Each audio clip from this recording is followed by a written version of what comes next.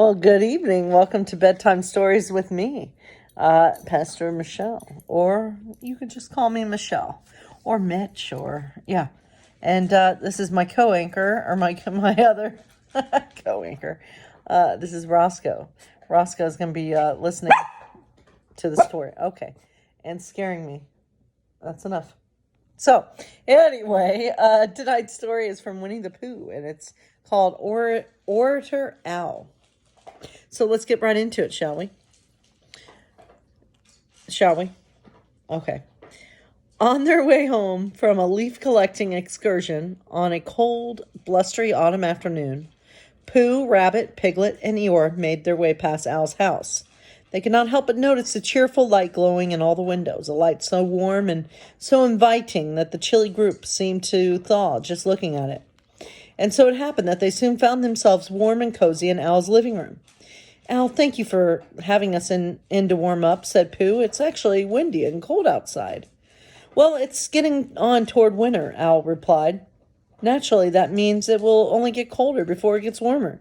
Al was just beginning to expound upon the particular subject of frostbite when Rabbit interrupted, hoping to give someone else a chance to talk. "Yes, Al," he said, "I know that Piglet was very glad to have his scarf on today. Weren't you, Piglet?" "Oh, yes," Piglet said. "Kanga knitted it for me." Al cleared his throat. "Ah, yes, knitting," he said. "An admirable hobby. Did you know that knitting is done with knitting needles? But they aren't sharp, as one might assume. They are not, for example, as sharp as sewing needles, or cactus needles, or—" Al continued with a comparison of many different types of needles. An hour later, when Al seemed ready to jump into a discussion of pens, Rabbit again tried to change the subject. "Speaking of pens," Rabbit began, "how is your tail today, Eeyore? I hope it is suitably secure and well attached." "Seems secure," Eeyore replied with a shrug, "but it always falls off when I least expect it." Debbie the Downer, huh? Oh, sorry. Rabbit saw Owl sit up in his chair and take a deep breath, a sure sign that he was preparing another speech about tails or expectations or Rabbit knew not what, so Rabbit decided it was time to go. Goodbyes and thank yous were said, and soon the four visitors were outside making their way home through swirling leaves and all the way home. Sorry, I just had a thought. Rabbit tried to decide who was windier, the great autumn wind or long-winded Owl. I don't know why I just started thinking of the show King of Queens.